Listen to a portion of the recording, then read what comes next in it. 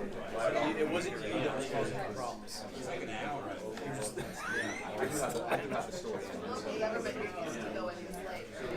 It's fine. It's fine.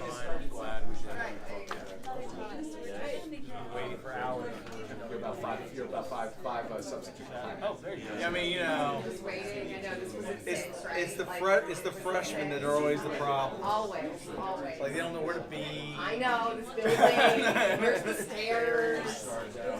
We're all in that mode right now. Are we in the Capitol or are we in the Pocahontas? I don't understand what this. I I don't had understand someone these. convinced I was heading to a tunnel that was going to get me from here over there. There's an escalator too. Yeah, exactly. Yeah, I'm like, oh no, the tunnel's down here.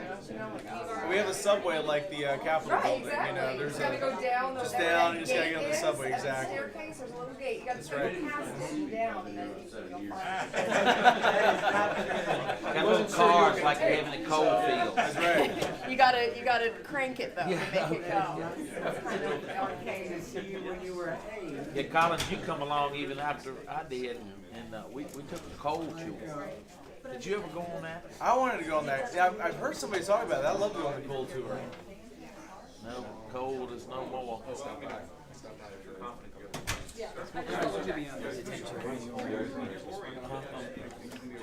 been a bad boy. Yeah.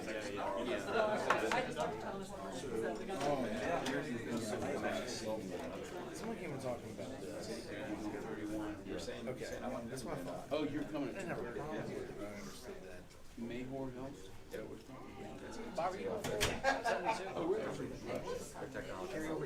Which one did you want to strike? Which one did you want to carry over? 1455 strikes. Yeah, all right, smart scale. 1455 you're striking. All right, and then it's 72's carryover. All right.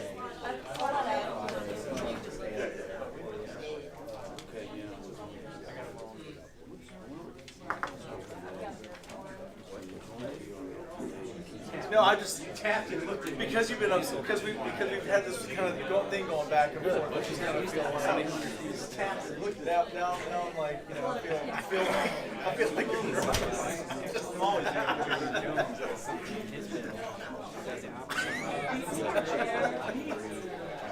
So what is he doing? He's trying to dredge something or build a bridge or do something. He's building a bridge to nowhere out To there. get people in the city from the country, from his district. He's trying to get them from his district to your district. She really doesn't Well, want to go on that side. She wants the camera Go on through this your side. district. They could get out there and get on the metro. Hey, Do you want to copy your substitution?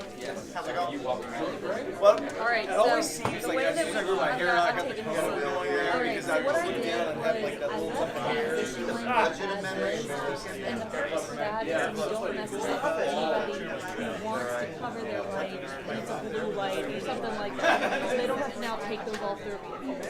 So that's why we left that here and then we created a subsection 2 that would apply if they can leave it uncovered and just unlit if it's good.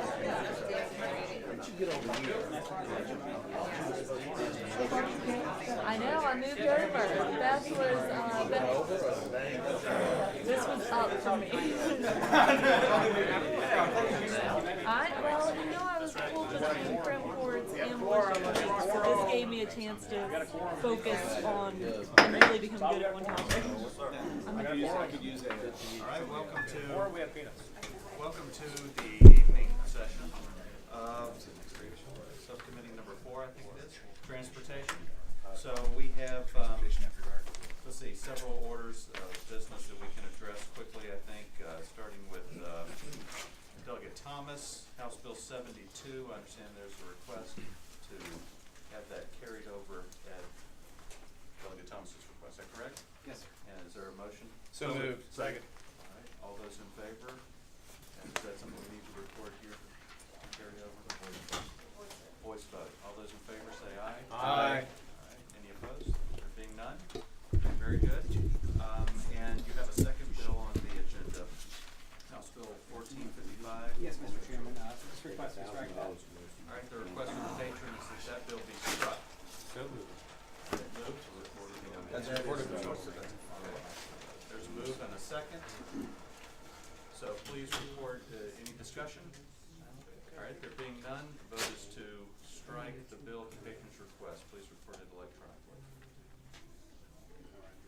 chairman's the only one working. Yeah, mine's not. But that is a majority of people voting. Bob, For Bob. these aren't, the electronic things aren't working. I've heard that. Okay. I just don't know what to do. Where's the IT guy? You want to just call You wanna do roll call?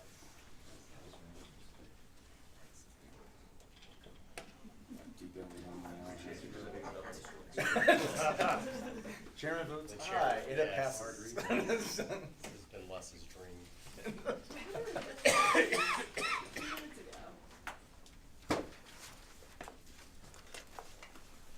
We'll get the old fashioned way. Okay, just, motion was to strike. Raise the hands. Yes, yep. Okay. All right.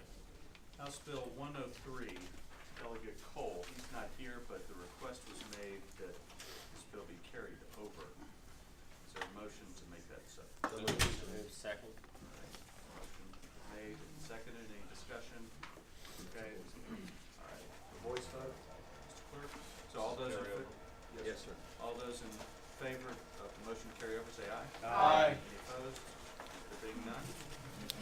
Right, skip to, House Bill 455, Delegate Fillercorn has made a request to strike. Do I have a motion to make So this? moved. Second. Second. Right, this is a recorded vote, do we wanna give the board a Try it try? again. Please try it again. Still got nothing. There's pretty votes. Yeah. Pretty, I'm pretty relaxed by this. Mine's the only showing up? I have trouble operating heavy equipment, Mr. Chairman. Yeah, signify by raising your hand. Thank you. Sorry, it's a mirror, you're right. Very Right, good. we have a couple more where there are patron requests. Let's see, House Bill 903, this is Delegate Freitas. He has. I asked him, I told him I would work up to do that. What? Speak up a little bit. I felt like we're rolling here. Just wanted Too to. much coffee. He has asked the matter to be laid on the table, and for a letter to be written to VDOT to address the issues that have been presented in his bill. And I would so move. And Mr. Chair, he's already reached my office and we're in contact with him to write that letter. All right, there being no objection from the chairman to draft such letter. Motion's made, is there a second? Second. All right, so motion to lay on the table, I guess, is this voice vote? Mr. Clerk? No, it's recorded. So This is it keeps on the, recorded. you need a recording vote for Liam? Yes. Okay. All right. And that is, Freitas. Yes, sir, House Bill 903. That is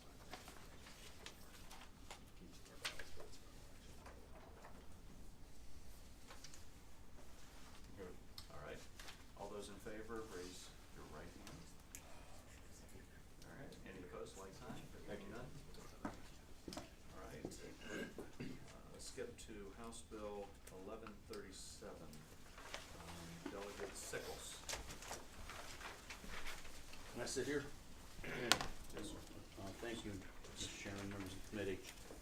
HB 1137 is the establishment of the Commuter Rail Operating Capital Fund.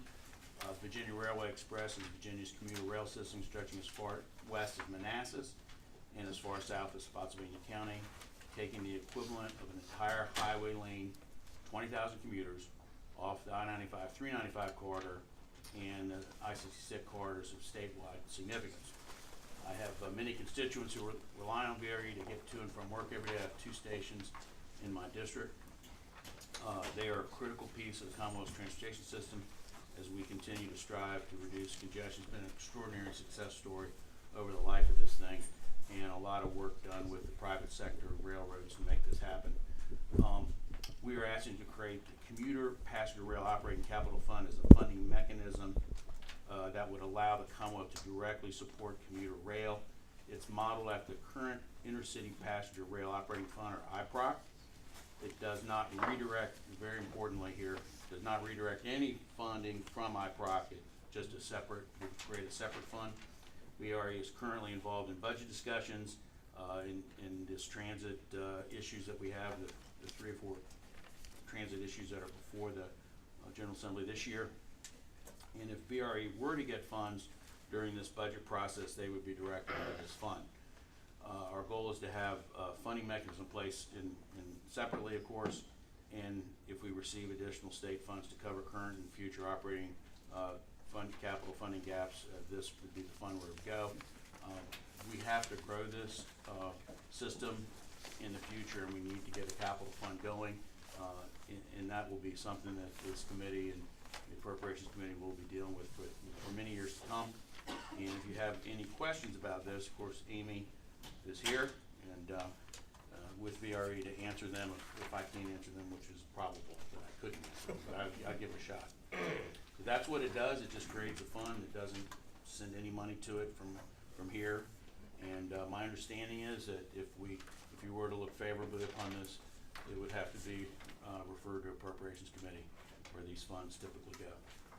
Thank you, Delegate Sickles. Are there any questions of the patron? Mr. Chair. Delegate. So, Delegate Sickles, I mean no harm, I just, we've had funding for VRE, we've had funding for rail, we've had capital for rolling stock and so on and so on. And now we're gonna establish a fund that would then administer that. How has it been administered? Why do we need the fund, I guess, is really my question. How's it been administered heretofore, and is that tied up in, first that question, and then the second question. Amy Crank-Seibert on behalf of VRE. So right now, the funds that we get from the state are grant administered funds, so we apply to DRPT and we compete for funds with other transit programs. We also sometimes get some funds from the rail side. If we are doing any rail improvement projects, we get that money that way too. But what we're doing this year and what we're working on in the process is either getting regionally directed funds to VRE that's specific for commuter rail or state funds. Probably regional, but the idea would be separate dedicated funds that would go to this. And so currently there aren't any dedicated funds. We have to apply like everybody else for the funds. So this is an idea to create a sort of a separate fund for that commuter rail, similar to the IPROC fund that exists. So we just modeled it exactly after that, sir. Just follow, Mr. Chairman. Thank you, Mr. Chairman. So Amy, so you're gonna use this as a mechanism to simply administer the fund, or are you gonna use this as a mechanism to generate resources to be used towards rail? It would be to administer the fund. So it would be DRPT would have that money, and it would be there and be protected, and it would be commuter rail money. So it would be at DRPT, they would administer it as they do now with IPROC. It would be very similar, yes, sir. And this mechanism doesn't require any funding, like Delegate Sickles said. There would have to be a separate appropriation that would be made into this fund. So none of the language or anything statutorily requires us to fund it. So it is just a mechanism at this point.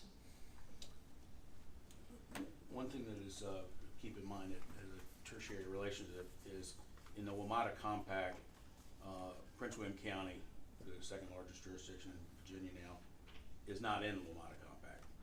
And so when we do something on transit this year, which I hope we do, to help save WMATA, and after all the reforms that have been made and reforms that will come, Prince William is extraordinarily interested in this effort to make commuter rail work, as is Stafford County to its south. And I can't remember how many stations there are in Prince William, but if we were to have funding mechanisms that cover Planning District 8 or Northern Virginia, the Prince William share of that fairly would have to go someplace too. I'm not sure if this would be exactly what it is, but it probably could be, probably would be. And so, Amy, so it sounds to me like we're creating sort of a portal with a lockbox to go through the door. Money will come through the door, we'll stay in a lockbox, it'll stay in that particular arena. That's right. Is there anything with either future negotiations, movement with Metro or WMATA, is there any of that stuff that sort of requires us to do this? I'm just trying to figure out why we need it. What it's other than just simply having a line item. I get it, a line item of the budget, and that helps and it delineates it into the Delegate Sickles point. Right. Is that pretty much all it's gonna do? I guess that's accurate, but I think what we're trying to do is because we haven't had any directed funds or dedicated funds for VRE, either coming from the region or coming from the state, that we wanted to be able to do that. Now, it's just again, like similar to IPROC, they actually have dedicated state funding that goes to IPROC, that's why it goes into that fund, and we're going to do the same thing for that, although it could be regional funds that go there, but again, they'd be dedicated to commuter rail, it'd be in that place, and DRPT would administer it. So, yes, I think that's an accurate statement. Okay, thank you, Mr. Chairman. Other questions from the committee? All right, is there anyone here to speak in favor or in opposition to it?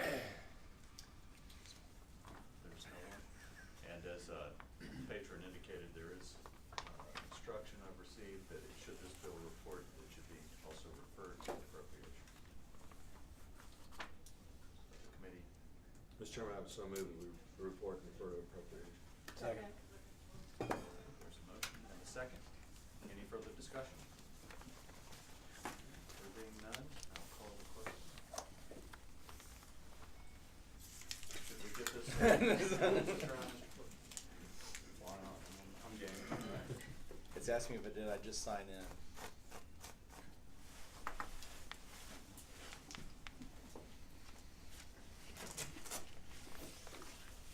Just do voice note.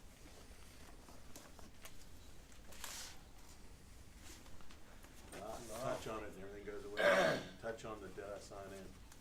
Actually sign in, what an odd concept. That is amazing. That is, but I have Freitas on my board. Regretfully, Mr. Chairman, mine is not working at all, so. It's the same, we got a surgeon trying to do IT. Just saying. I was in the infantry, come on, man. Up. Oh, mine is upside down. Yeah. Yeah, mine's just, I just. Just that. You wanna vote on mine? It says it's Freitas's bill up there. Great. Freitas's.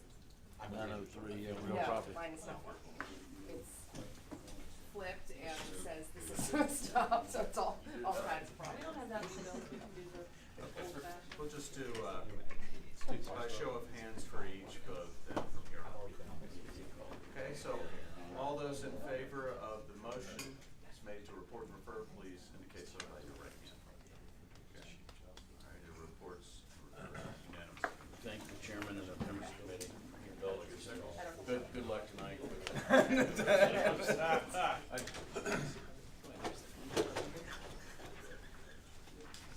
I see Delegate Klein in the audience, House Bill 1244. Mr. Chairman. Delegate Klein. Pretty straightforward bill. Right now, if you want to go in and use your DMV, your government, you have to pay an extra $5 to go in person. You want to renew your license or have any transaction online, you don't get that $5 fee. So for those of my constituents who don't have access to high-speed internet, don't have internet, they have to go in and pay that extra $5 fee. And I opposed it when it was created. I call it the McDougal tax, after my good friend Senator McDougal. Not to name names. But it is a burden for my constituents, and it's a matter of principle. I think that if you want to access your government in person, you should be able to and not have to suffer a penalty for it. So it's expensive. The bill's before.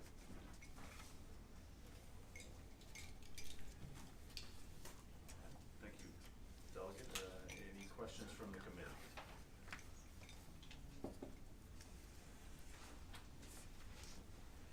You said it is expensive. What is the fiscal impact? About $5 million a year. Mr. Chairman, there's a, impact statement. Yeah, big impact statement. I'd love to present it to the ninth floor, but I'll leave it to you guys to decide. All right. Anyone here to speak to the bill?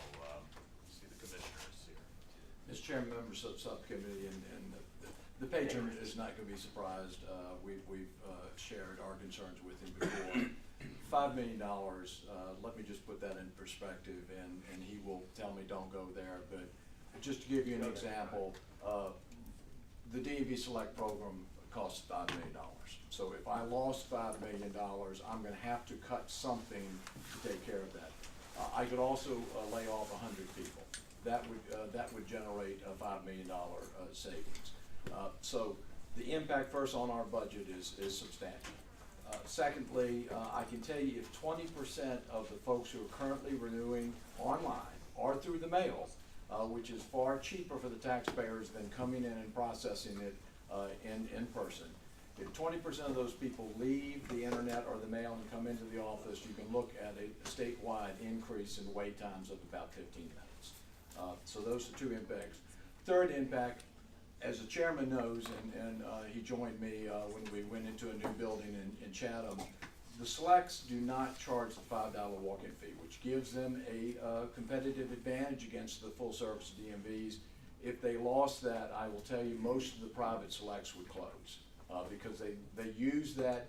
They used to advertise that. I made them stop advertising that, but they really need that competitive advantage to survive. So we understand where the delegate's coming from, but this will have a major impact on our ability to deliver service. Thank you, Commissioner. Any questions for? I have a question for Commissioner Collins. I know that other states have got kind of like an ATM kiosk that they can set up in various places that would not necessarily be the DMV. Has the DMV looked at something along those lines to make it more accessible for the rural areas?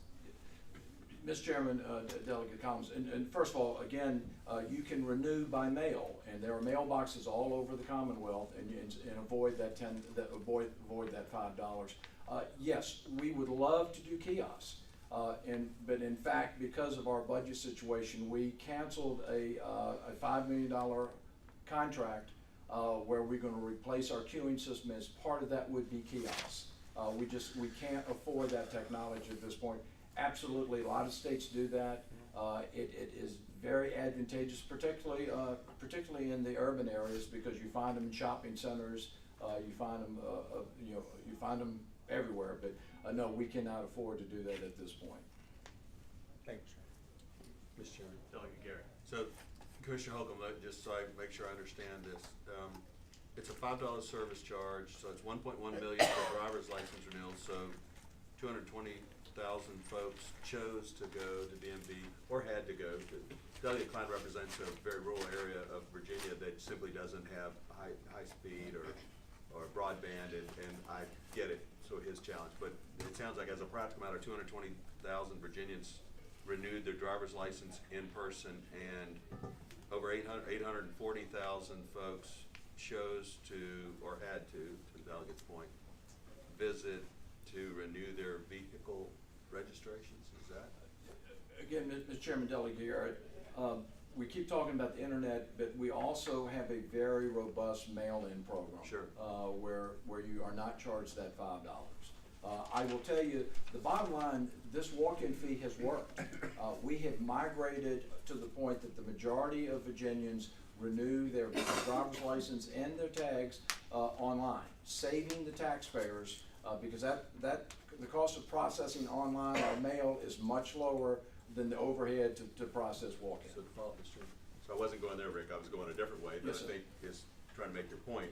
If you have 1 million transactions and we cut 5 million from your budget, we're already scrambling. Senator Newman is working on some other budget amendments to try to come up with the resources that you need simply to continue to provide the services that you do with mobile and with the select and so forth.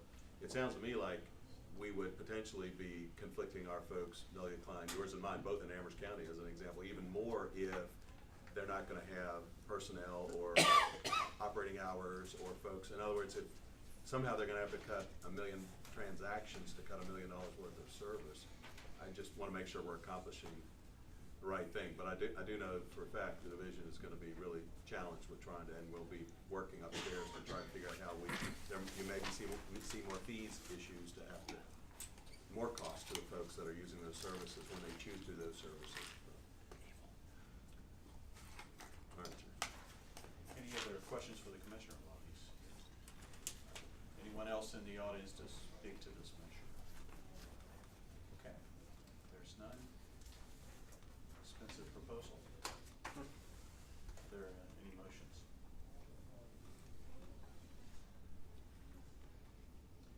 Meeting operates by motion. Y'all look at me, I deal with it upstairs. I can deal with it here, I can deal with it upstairs. Well, but Delegate Klein has said that if it would help you, sir, to at least be able to articulate your concerns upstairs, I'm happy to do that. No, it's fine. I'm happy for you all to deal with it down here. Just deal with it. Yes, sir. Mr. Chairman. Don't just leave it in the bosom of the subcommittee, please. Do not, you said, or? No. Yeah. That's Mr. Chairman, fine, I would move that we pass by indefinitely. Thank you. Second. All right, motion to pass by indefinitely. There's a second.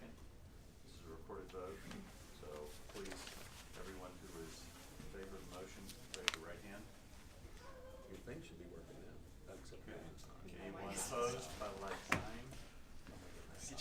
One opposed. Thank you, Mr. Chairman. Motion Thank you, carries. members of the subcommittee. All right, it's all you. Yeah, thanks a lot. All right, Delegate Ferris. Yes, sir, Bill Mr. Chairman. 1354. Mr. Chairman, there's an amendment to my bill. If we could, get that. Right. The amendment is being distributed.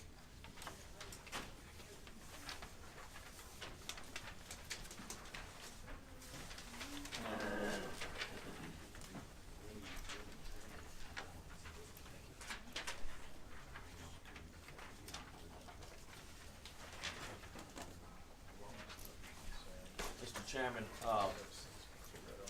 the amendment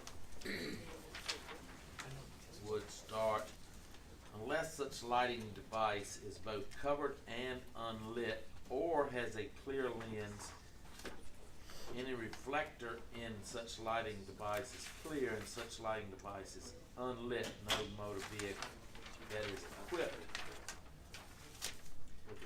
with any lighting device other than lights required or permitted by this order required for approval. All right, so, an amendment in the nature of a substitute has been distributed and spoken to by the patron.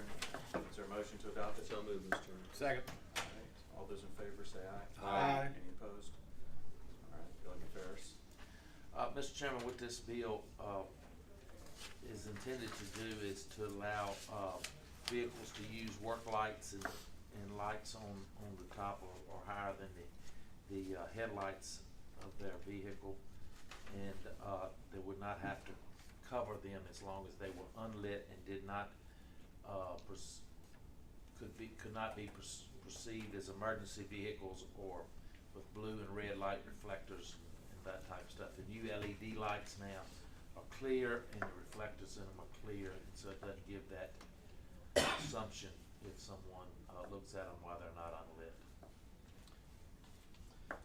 All right, questions, Delegate Miaris? Can you just describe a little of the background, the purpose of the legislation for us? The purpose of it is like I just said, Mr. Chairman, is to allow someone to have LED work lights or lights before the code did not allow such lighting that was above the headlights, because sometimes the reflection could be considered blue or red. I think there has been a discussion with the state police, and maybe they want to have something to say at this time. Ron Maxey is here. All right, at this time, we'll take testimony from the state police. Mr. Chairman, Ron Maxey, Virginia State Police. We had been in discussion with Delegate Ferris. It is a concern of the state police anytime that a non-DOT or SAE approved lighting is added to a vehicle. That is why in the original bill it had to be covered in order to be on the road. The concern here, after discussions, we were mainly concerned with the fact that the perception of some of these vehicles, a person could purchase an aftermarket police light or rescue squad light, put it on the vehicle, and as long as they rode around with it not lit, the general public would perceive that. As you know, some of the older models, there are blue lenses as well as blue reflectors inside of there. So we asked the patron if he'd be willing to add, so it had to be a clear lens and a clear reflector in it, so that the general public would not perceive that, because we do have situations where people impersonate police. They like some of the benefits of being seen as a police vehicle, and without this amendment being added to the bill, it would allow people to purchase these blue lens light bars, put it on top of a car and ride around, and we would have no action that we could take at that point. So are you satisfied with the? We're satisfied, yes, sir. Any other questions for the witness? Thank you. No? Okay. Anyone else to speak to this bill? I would make a motion to report. Second. As amended. Motion to report as amended, there's a second? Yes. All right, all those in favor, please raise your right hand. Oh. Motion carries. Thank y'all. Carries unanimously. Have a good evening. You have to stay if you pass your bill.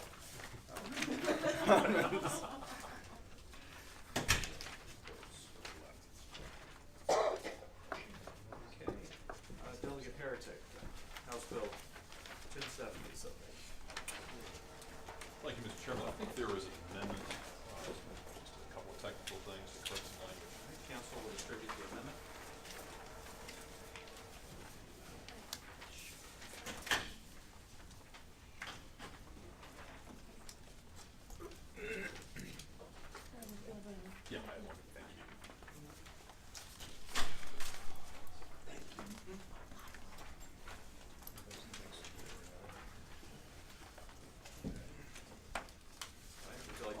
the amendment before it's adopted? Mr. Chairman, basically, the amendment simply cleans up some language that I think VDOT identified as when they reviewed the bill. It's nothing substantive. All right, is there a motion to adopt? So moved. All those in favor say aye. Aye. Any opposed? None? Delegate Garrett. Mr. Chairman, members, this particular bill would require a private entity seeking approval to develop a qualified transportation facility under a P3 activity to provide a local economic impact analysis. And, you know, if there is an economic impact basically which is identified as potentially affecting a local jurisdiction, to advise the local jurisdiction. I think as many of you know, this particular legislation comes from a lesson that my locality learned the hard way just a few years ago. A $2.3 billion transportation project, which was sorely needed, funded through a P3 project, ended up costing $25 billion and was charitably described as by Governor McAuliffe as probably the single worst transportation deal in Virginia history. Unfortunately, my community gets to live with this for about 50 more years. Now, at the time, this P3 deal was being negotiated, as many of these are, in secret, as it should be. But when the details were first made public, I asked for an economic impacts analysis, recognizing that as one of the more fiscally stressed cities in the Commonwealth already, Portsmouth would stand to lose a great deal, both in terms of opportunity and in terms of our present economic status. And lo and behold, that's certainly come to pass. This particular bill, Mr. Chairman, members, would simply require an additional step for any private entity looking to do a P3 deal to do an economic impact statement and to advise an affected locality of any potential adverse impact going forward, so that community would have the opportunity to address it preemptively perhaps, and to take measures to deal with it on the backside if it could not be dealt with. This is, like I said, under the general heading of lessons learned. I think as the Commonwealth increasingly goes to P3 deals for transportation funding, I think this is going to begin to affect more and more communities throughout the Commonwealth, especially in Hampton Roads.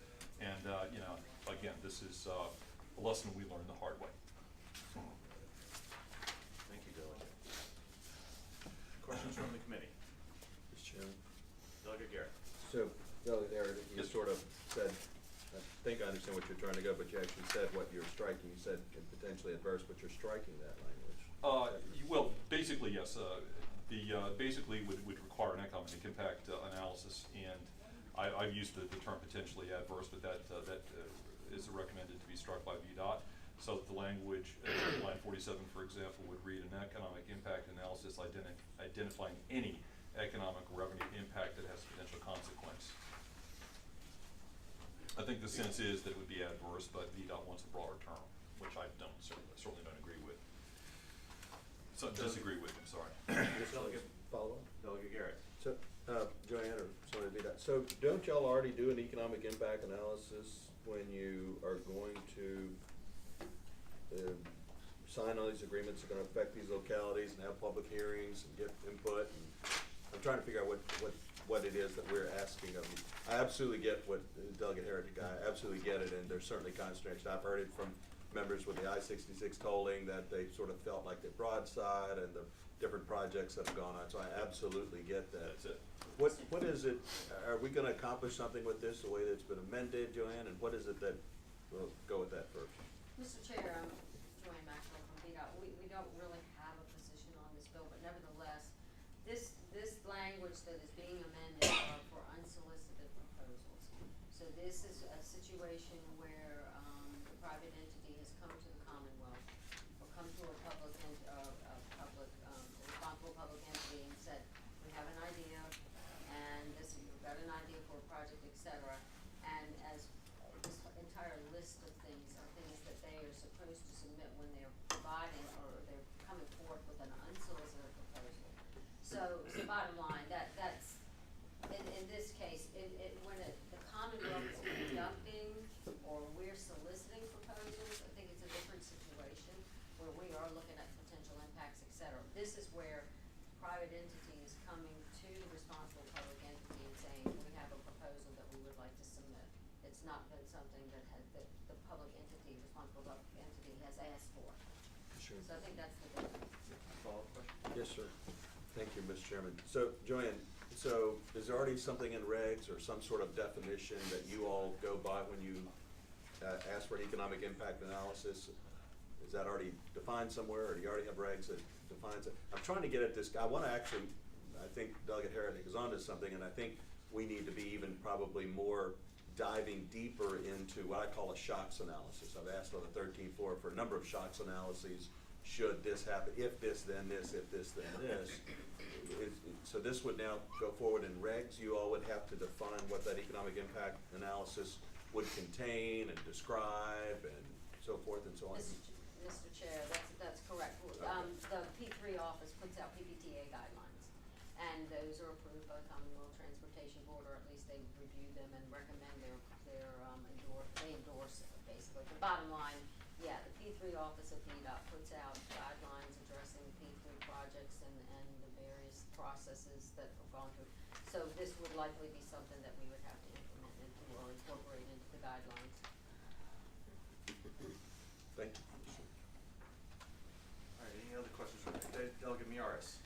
Is the economic impact analysis, is this a one-time or is this an annual analysis that has to be done? No, I would say the delegate, this is a one-time, in the initial process. It's not ongoing.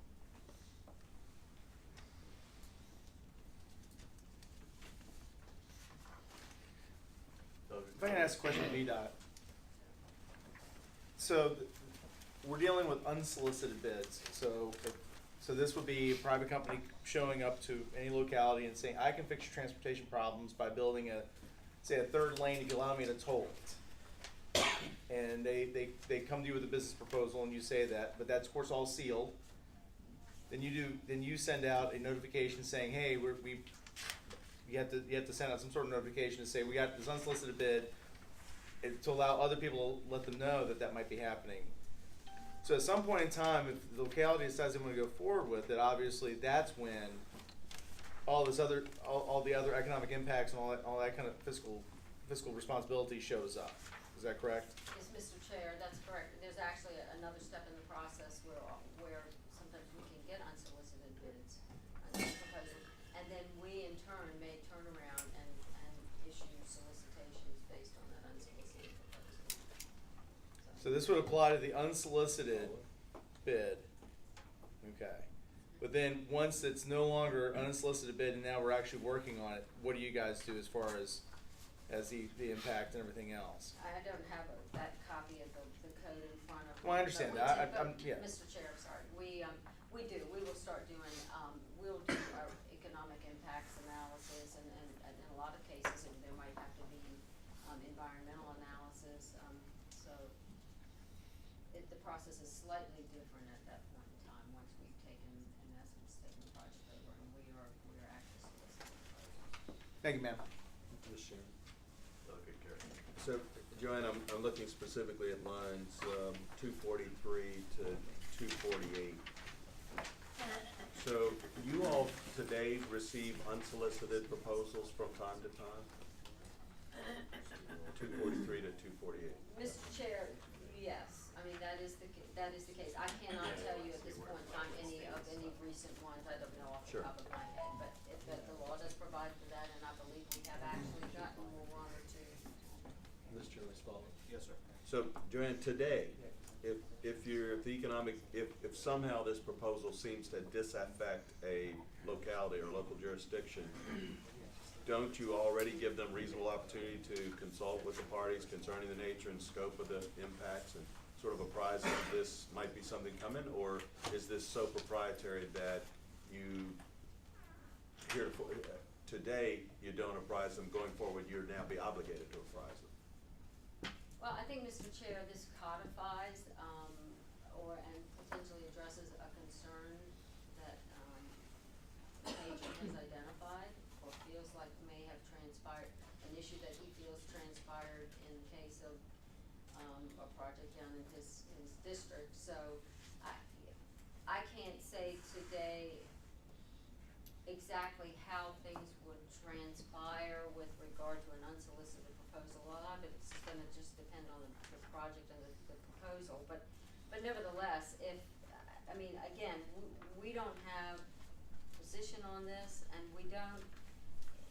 I can't say, again, I know there are concerns about this particular project and the way it was conducted, there might be folks that disagree with how the negotiations and the process was conducted, at that point in time, but I'm not in a position at this point to describe what transpired, because I wasn't actually involved in most of those discussions or those transactions back down in Hampton Roads. So- Sure. I hate to belabor it, but Delegate Heritage, I'm just trying to make sure we're actually gonna get you something, because as I read this, I'm not so sure that I understand this is sort of gonna get you something. If what we're gonna require them is to do an economic analysis, and they may or may not, and it sounds like they shall be given, the localities shall be given some reasonable opportunity to consult with them, but that analysis, unless they put into regs, and I think we probably ought to have even more in the code to define those elements of what that economic analysis should include. Otherwise, I think my concern is that Company X would just simply say, well, this might or may not necessarily do that. It would pass some level of muster, and then we'd potentially still have, I'm sympathetic to what you're trying to accomplish. Joanne, Ms. Chairman, Joanne, as you know of whatever the project is he's talking about, would this have accomplish something? Would we have a different path, or I'm asking you to speculate, I guess, but. Well, yeah, Mr. Chair, I think I would be speculating, and again, not knowing all of the facts and how that every detail of that particular project was conducted and how things transpired, I would be reluctant to comment on whether this legislation would address what has been noted as issues. Thank you, Mr. Chairman. All right, I understand there are members in the audience who wish to speak to this bill. I'll start with any who are in favor of the bill. Mr. Chairman, I would note that the mayor of Portsmouth, John Rowe, was here earlier and had planned to testify about this, but he was in appropriations earlier, and I think the time just caught up with him, so he asked me to convey the fact that he was here and intended to testify in favor of the bill. Thank you, Ben. Anyone else speak in favor? Good afternoon, Chairman, members of the committee. I'm Sherry Neal, Intergovernmental Affairs Manager for the City of Portsmouth. On behalf of the mayor, we do support this bill. Thank you. Anyone here to speak in opposition? Mr. Chairman, members of the committee, Miles Laurie representing Virginia Transportation Construction Alliance. The PPTA statute has been overhauled in the past couple of years trying to achieve balance in terms of transparency and accountability. We think that it's been done well, and we've achieved that balance. What we're afraid of with, frankly, Delegate Heretic's bill is that you are going to upset that balance and that you are providing a disincentive for private companies to come in and offer these projects and partner with the Commonwealth. That's what we're concerned about, and that's why we oppose the bill. Thank you. Anyone else? Yes, Mr. Chairman, members of the subcommittee, Phil Abraham representing Transurban.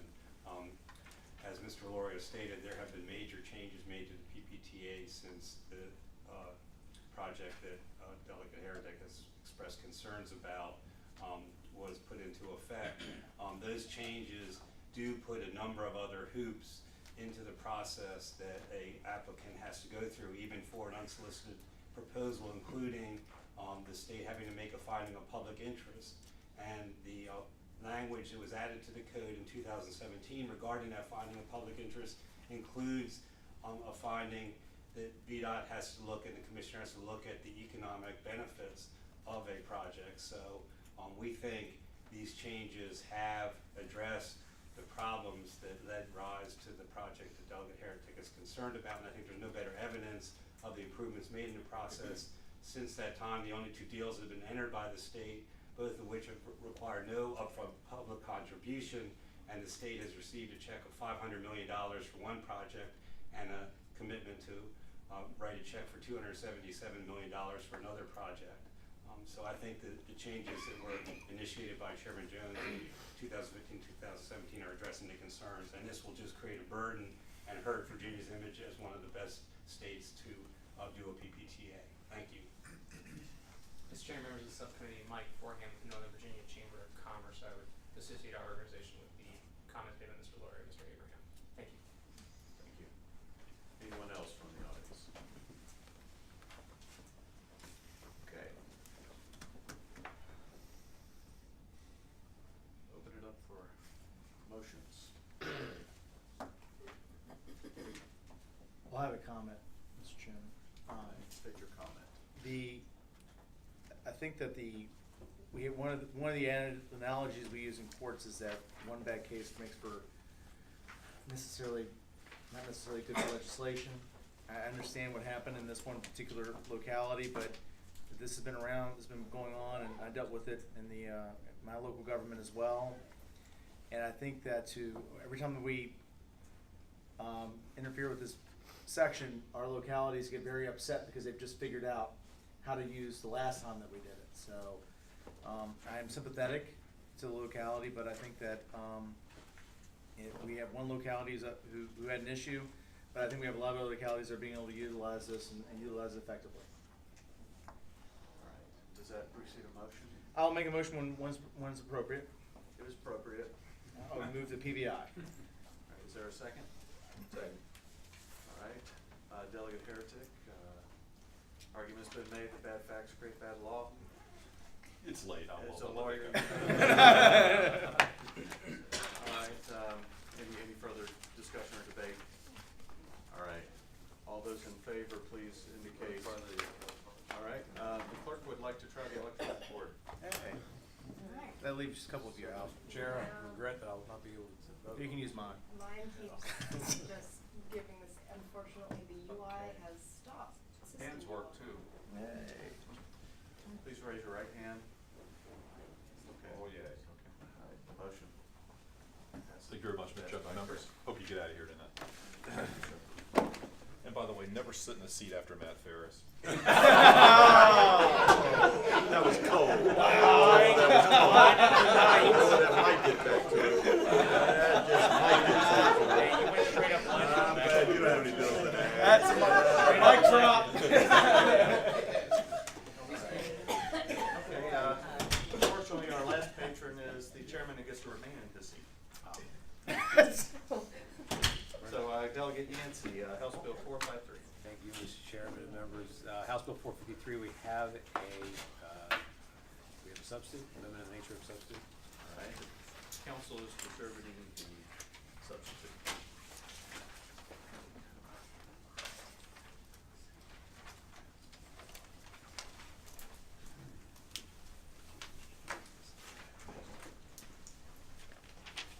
Give everybody a second to read over the abridged version of this bill, Mr. Chairman. And, Mr. Chairman and members, what this comes from is a set of circumstances that transpired back home in my district in regards to the use of state money on economic development for an airline startup.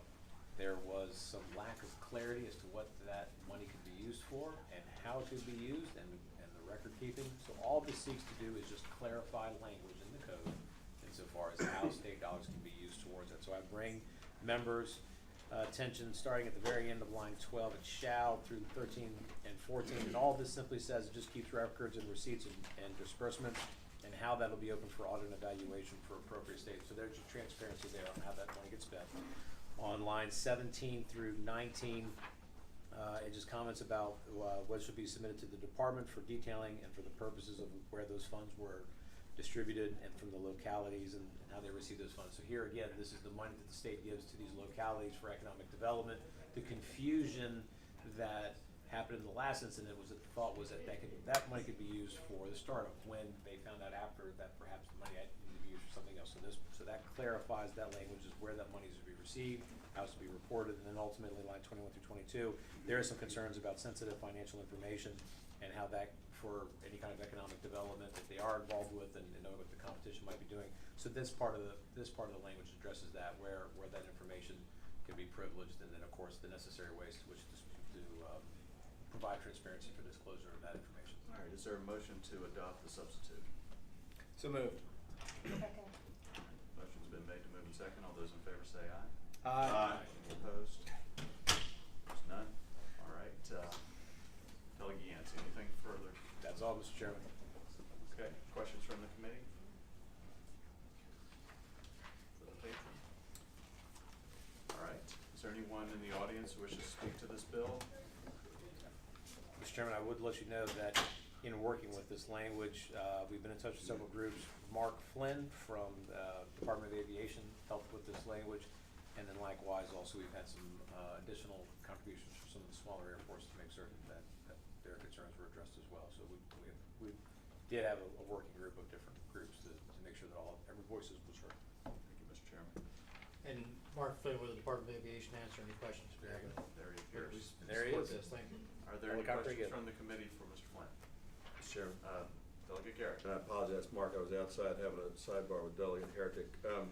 So this has changed, and my airport called and said they really didn't like sort of the original. Are they gonna like this or not like it? I think they'll be fine with it, yes. Okay. This is, some of this information that the airport authorities have to turn over is already in the, bill that came out last year.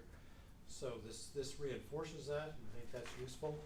But I don't think it's gonna create any, undue burdens on any airport authorities. In fact, I was in communications with Mark Courtney this afternoon. Oh, okay, good. And Follow up? Delegate. And Mark as well, you know, Kathy Byron's got the bill to look at rainwater, stormwater, or whatever that is, affects the public use, privately owned airports like Falwell Airport in Falwell, Lynchburg. that's right. What, is Kyle gonna like this or not? This bill has no adverse effect on a privately owned public use airport, because if that airport is receiving state monies, it's already doing some reporting. This just reinforces it. So it will not create, it does not create any new cloth, no. Final question. I'm only asking this because I'm exhausted today, Mark, and I just had a chance to get around all these hooks. Are my my School of Aviation folks who are teaching, you know, mechanics and all the aviators associated with Liberty University, I would think they would be. I believe it, Mr. Chairman, I believe it has no effect on the private operation. Thank you, sir. Unless, I mean, certainly if Falwell Aviation at the new London Yep. airport receives any state monies, then it would fall They don't. subject to this, but Okay, thank you, sir. Mr. Thank Chairman, you, if I sir. might also add, like Delegate Garrett, I also have an aviation school, the Right. Denby Aviation Academy in Newport News, and we have been in touch with City of Newport News, and they've expressed no Okay. opposition to this bill. Thank you, Mr. Chairman. Or nor the City of Newport News Public Schools as well.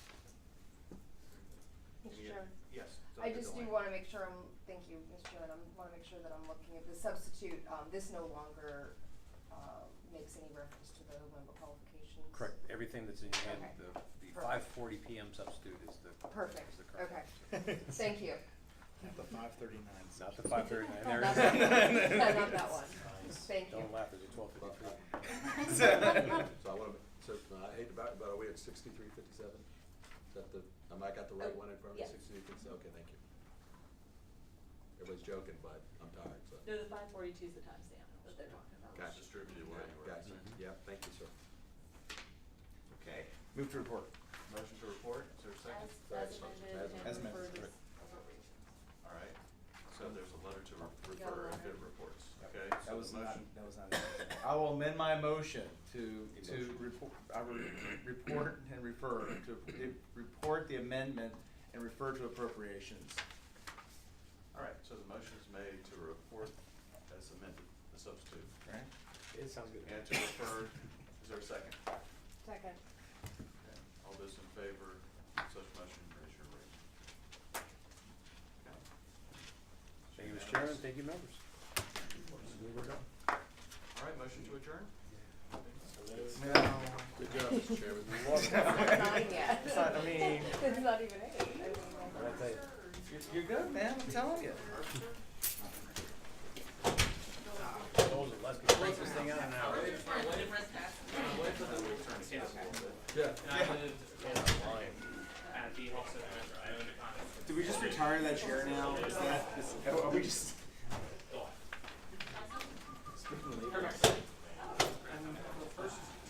Very, very long. Well done. Not the county. Absolutely. Yes, ma'am.